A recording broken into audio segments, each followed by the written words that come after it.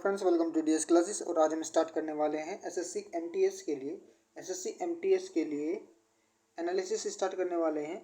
जो कि मैंने फर्स्ट शिफ्ट का जो एनालिसिस था वो मैंने पिछले वीडियो में करवा दिया है। ये मैं करवा रहा हूँ तो सेकंड शिफ्ट और थर्ड शिफ्ट का एनालिसिस जो जीएस से रिलेटेड है, जिसमें मैं बताने वाला हूँ आपको जीएस में कौन कौन से क्वेश्चन और किस किस चैप्टर से क्वेश्चन बने हैं और कितने कितने क्वेश्चन बने हैं ये। ठीक है, मैं सब कुछ आपके साथ डिस्कस करने वाला हूँ। तो प्लीज़ वीडियो को स्टार्ट करने से पहले वीडियो को कर दो लाइक और लास्ट में कमेंट करके हमें बताना कि आपका जो एग्ज़ाम है वो किस शिफ्ट में है और कब आपका एग्ज़ाम है। ठीक है, और अगर इस वीडियो की आपको पीडीएफ चाहिए तो मैंने डिस्क्रिप्शन बॉक्स में बता रखा है कि आपको मेरी हर एक वीडियो की जो पीडीएफ मिलेगी वो आपको कहाँ और कैसे मिलेगी। ठीक है, तो ज़्यादा टाइम वेस्ट ना करते हुए हम स्टार्ट करने वाले हैं। अपना पहला क्वेश्चन पूछा गया था कि मालगुडी डेज के लेखक कौन है। तो मालगुडी डेज के जो लेखक हैं वो आर के नारायण पूछा गया था कि आर के नारायण हो जाएंगे। ठीक है, एक क्वेश्चन पूछा गया था कि चावल की खेती के लिए कैसा तापमान और कितनी आर्द्रता होनी चाहिए। तो उच्च तापमान होनी चाहिए और उच्च ही आर्द्रता होनी चाहिए। ठीक है, एक क्वेश्चन पूछा गया था कि किस राज्य में सपेरा नृत्य किया जाता है। किस राज्य में सपेरा नृत्य किया जाता है। तो सपेरा नृत्य किया जाता है आपका राजस्थान में। कहाँ? राजस्थान इसका राइट आंसर हो जाएगा।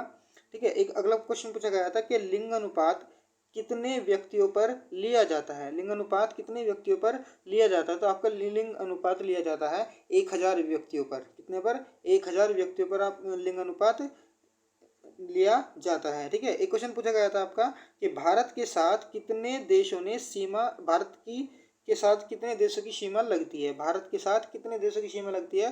तो भारत के साथ टोटल 7 देशों की सीमा लगती है। तो जो बाउंड्री टच करती है वो कुल 7 देशों की बाउंड्री टच करती है भारत के साथ। ठीक है, एक क्वेश्चन आपके लिए पूछा गया था, हमारे साथ है एक क्वेश्चन कि सिरके का रासायनिक नाम पूछा गया था। भाई क्या पूछा गया था कि सिरके का रासायनिक नाम क्या होता है। तो सिरके का रासायनिक नाम होता है एसिटिक अम्ल। क्या होता है? एसिटिक अम्ल इसका राइट आंसर हो जाएगा। जो आपकी शिफ्ट में पूछा गया था कि सिरके का रासायनिक नाम क्या है, तो वो होता है एसिटिक अम्ल। ठीक है, तो आने वाली शिफ्ट में भी ध्यान रखेंगे, अगर सिरके जो रासायनिक नाम भी पूछे जा रहे हैं तो ये सभी रासायनिक नाम आप याद करके जाना है। ठीक है, एक क्वेश्चन पूछा गया था कि कोरविलियन कप किससे संबंधित है। कोरविलियन कप किससे संबंधित है। तो आपका टेबल टेनिस से संबंधित है। किससे संबंधित है? टेबल टेनिस से संबंधित है, जो कि महिलाओं द्वारा खेला जाता है। ठीक है, एक क्वेश्चन पूछा गया था आर्टिकल 43 से। किससे? आर्टिकल 43 का ख किससे संबंधित है। तो आर्टिकल 43 का जो बी पार्ट है वो है सहकारी समितियों का गठन से संबंधित। किससे? सहकारी समितियों का गठन आर्टिकल 43 के ख में उल्लेखित है। ठीक है, एक पूछा गया था कि रावण पहाड़ी गुफा कहाँ पर है। रावण पहाड़ी गुफा कहाँ पर है। तो रावण पहाड़ी गुफा जो है भाई आपके कर्नाटक में है। कहाँ पर? कर्नाटक में है रावण पहाड़ी गुफा। ठीक है, एक क्वेश्चन पूछा गया था हरे कोमल तना वाले पौधे को क्या कहते हैं। हरा कोमल तने वाले पौधे को क्या कहते हैं। तो उनको कहते हैं हर्बल। क्या बोलते हैं उनको? हर्बल इसका राइट आंसर हो जाएगा। जिसका जो हरे पौधे होते हैं और उनका तना कोमल होता है, तो ऐसे पौधों को क्या कहते हैं? हर्बल कहा जाता है। ठीक है, तो आपका एक क्वेश्चन पूछा गया था हमारे पास है कि 36वीं संसदीय राजभाषा समिति की अध्यक्षता किसने की थी। 36वीं संसदीय राजभाषा समिति की अध्यक्षता किसने की थी। तो अमित शाह ने की थी। किसने की थी? अमित शाह इसका राइट आंसर हो जाएगा। अमित शाह ने की थी। ठीक है, एक क्वेश्चन पूछा गया था कि बोस्टक युद्ध अभ्यास 2022 भारत और चीन के बीच हुआ था, वो कहाँ पर हुआ था। तो ये आपका रूस में हुआ था। बोस्टक युद्ध अभ्यास जो हुआ था 2022 भारत और चीन का, ये कहाँ पर हुआ था? ये रूस में हुआ था। ठीक है, एक क्वेश्चन पूछा गया था कि साइमन बिल का संबंध जो है वो किस खेल से है। साइमन बिल का संबंध है किस खेल से है। तो ये जिम्नास्टिक से है। किससे? जिम्नास्टिक इसका राइट आंसर हो जाएगा। साइमन बिल का संबंध जो है वो आपका जिम्नास्टिक से है। एक क्वेश्चन पूछा गया था कि ओलंपिक में प्रथम पदक भारत बैडमिंटन में किसने जीता था। ओलंपिक में प्रथम पदक भारत में बैडमिंटन में किसने जीता था? तो साइना नेहवाल ने जीता था। किसने? साइना नेहवाल, इसका राइट आंसर हो जाएगा। ओलंपिक में प्रथम पदक जो जीता था वो साइना नेहवाल, इसका राइट आंसर हो जाएगा साइना नेहवाल ने। ठीक है, आपका एक क्वेश्चन बना था आपका एनास्थीसिया से। किससे? एनास्थीसिया के एनास्थीसिया में कौन सी गैस का प्रयोग होता है? तो आप ये बताना कि क्वेश्चन आपका आया था या नहीं आया था कि एनास्थीसिया में कौन सी गैस का प्रयोग होता है। ठीक है, तो ये था मेरे पास सेकंड शिफ्ट के। अब आए मेरे पास ये थर्ड शिफ्ट के क्वेश्चन। थर्ड शिफ्ट में क्या क्या मिला हमें कि तराइन का प्रथम युद्ध किसके बीच हुआ था? तराइन का प्रथम युद्ध किसके बीच हुआ था? तो पृथ्वीराज चौहान और मोहम्मद गोरी के बीच हुआ था 1195 में। किसमें? 1195 हुआ था, पृथ्वीराज चौहान एवं गोरी के बीच में। ठीक है, एक क्वेश्चन आया था आपका कि मल्लिका साराभाई को पद्म विभूषण पुरस्कार कब मिला था? मल्लिका साराभाई को पद्म विभूषण पुरस्कार कब मिला था? तो ये आपका 2010 में मिला था। कितने में मिला था? 2010, इसका राइट आंसर हो जाएगा। ठीक है, एक क्वेश्चन पूछा गया था आपका GAV से, यानी GAV की फुल फॉर्म पूछी गई थी। GAV का फुल फॉर्म पूछी गई थी कि ग्रोस वैल्यू एडिट होता है। क्या होता है? ग्रोस वैल्यू एडिट, इसका राइट आंसर हो जाएगा। कभी कभी क्वेश्चन में ये भी पूछ लिया था कि GVA में ए का क्या मतलब है? ए का क्या मतलब है? तो एडिट मतलब होता है इसका एडिट, या फिर जी की पूछ लेगा या वी की पूछ लेगा या फिर आपका ए से पूछ लेगा। तो आपको पूरा फुल फॉर्म याद रखना है, ग्रोस वैल्यू एडिट होता है। ठीक है, आपको एक क्वेश्चन पूछा गया था कि बैडमिंटन के मैदान में लंबाई चौड़ाई डबल कोर्ट में, बैडमिंटन के मैदान की लंबाई चौड़ाई डबल कोर्ट में कितनी होती है? तो 13.40 × 6.1 मीटर होती है। क्या बताया मैंने? 13.40 × 6.1 मीटर होती है। ठीक है, एक क्वेश्चन बना था आपका किससे कि शिंजो आबे एक व्यक्ति हैं, वे कहाँ के प्रधानमंत्री हैं? तो शिंजो आबे जो हैं वे जापान के प्रधानमंत्री हो जाएंगे। आप किसके? जापान के प्रधानमंत्री हैं शिंजो आबे। ठीक है, एक क्वेश्चन पूछा गया था कि लोक नृत्य से पूछा गया था कि नाटी लोक नृत्य किस राज्य का है? नाटी लोक नृत्य किस राज्य का है? तो नाटी लोक नृत्य आपका हिमाचल प्रदेश का है। कहाँ का? हिमाचल प्रदेश का।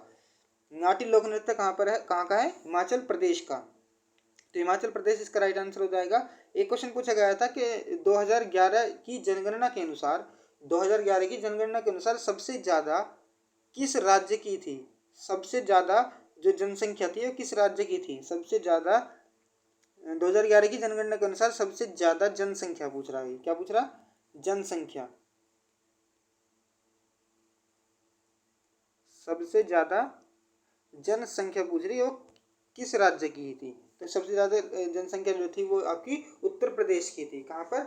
उत्तर प्रदेश की सबसे ज़्यादा जनसंख्या थी 2011 की जनगणना के अनुसार। ठीक है, एक क्वेश्चन पूछा गया था आपका कि नकारात्मक जनसंख्या दर दर्ज की गई है, नकारात्मक जनसंख्या दर दर्ज की गई है, ये आपका 1911 से 1921 में। ठीक है, तो आपका ऑप्शन में पूछा गया था कुछ कोई से भी एक ऑप्शन में होगा, या तो 1921 होगा या आपका 1911 होगा। ठीक है, एक क्वेश्चन पूछा गया था कि बाजी संघ की राजधानी कौन सी है? बाजी संघ की राजधानी कौन सी है? तो बाजी संघ की राजधानी आपकी दिल्ली है। क्या हो जाएगी? दिल्ली, इसका राइट आंसर हो जाएगा। बाजी संघ की राजधानी क्या है? क्या है? वैशाली है। बाजी संघ की जो राजधानी है वो वैशाली, इसका राइट आंसर हो जाएगा। एक क्वेश्चन पूछा गया था कि बंगाल विभाजन किसने किया था? बंगाल का जो विभाजन हुआ था वो किसने किया था? तो लॉर्ड कर्जन ने किया था 1905 के दौरान। किसमें? लॉर्ड कर्जन ने किया था 1905 में। ठीक है, एक क्वेश्चन पूछा गया था कि कृषि जनगणना कितने वर्ष में होती है? कृषि की जो जनगणना होती है वो कितने वर्ष में होती है? तो 5 वर्ष में होती है भाई। 5 वर्ष का राइट आंसर हो जाएगा। कृषि की जनगणना कितने वर्ष में होती है? 5 वर्ष में इसका राइट आंसर हो जाएगा।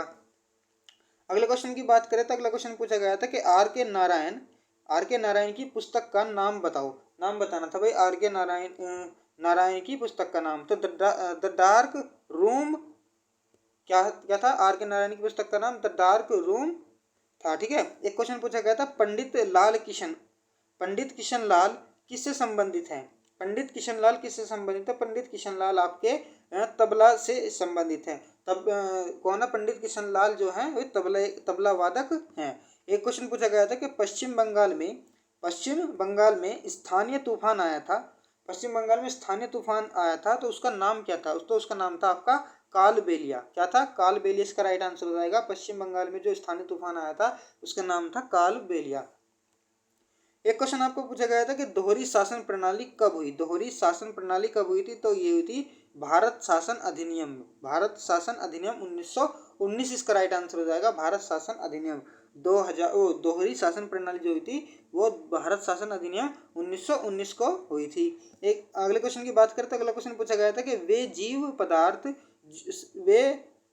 जीव पादपों से भोजन ग्रहण करते हैं। वे जीव पादपों से भोजन ग्रहण करते हैं तो प्राथमिक पादपों से। किससे? प्राथमिक पादपों। इसका राइट आंसर हो जाएगा। एक क्वेश्चन पूछा गया था कि नेशनल वाटरवे टू किस नदी पर है? वो नेशनल वाटरवे टू किस नदी पर है? तो ये ब्रह्मपुत्र नदी पर है। कहाँ पर? ब्रह्मपुत्र नदी पर। इसका राइट आंसर हो जाएगा ब्रह्मपुत्र नदी पर है waterway two, national waterway two. ठीक है। आपका एक क्वेश्चन पूछा गया था अब ब्रह्मदेश्वर मंदिर किसके शासनकाल में बनाया गया था? ब्रह्मदेश्वर मंदिर किसके शासनकाल में बनाया गया था? तो ये राजा राज चोल के शासनकाल में बनाया गया था। किसके? राजा राज चोल। इसका राइट आंसर हो जाएगा राजा राज चोल। इसका राइट आंसर हो जाएगा। ठीक है। राजा राज चोल के शासनकाल में बनाया गया था ब्रह्मदेश्वर मंदिर। ठीक है। एक क्वेश्चन पूछा गया था राज्य के नीति निदेशक किस भाग में उल्लेखित है? यानी डीपीएसपी से क्वेश्चन पूछा गया था। डीपीएसपी से क्वेश्चन पूछा गया था आपका राज्य के नीति निदेशक किस भाग में उल्लेखित है? तो भाग 4 में उल्लेखित है और अनुच्छेद 36 से 51 तक। ठीक है। राज्य के नीति निर्देशक सिद्धांत जो है वे डीपीएसपी यानी भाग 4 में उल्लेखित है, अनुच्छेद 36 से 51 तक।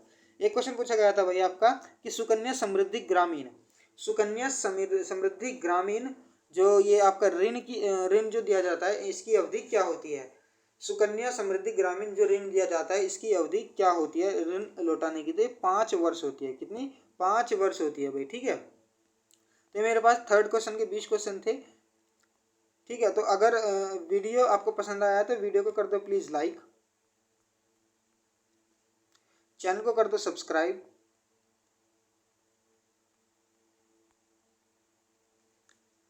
और अपने दोस्तों के साथ शेयर करना बिल्कुल ना भूले भाई।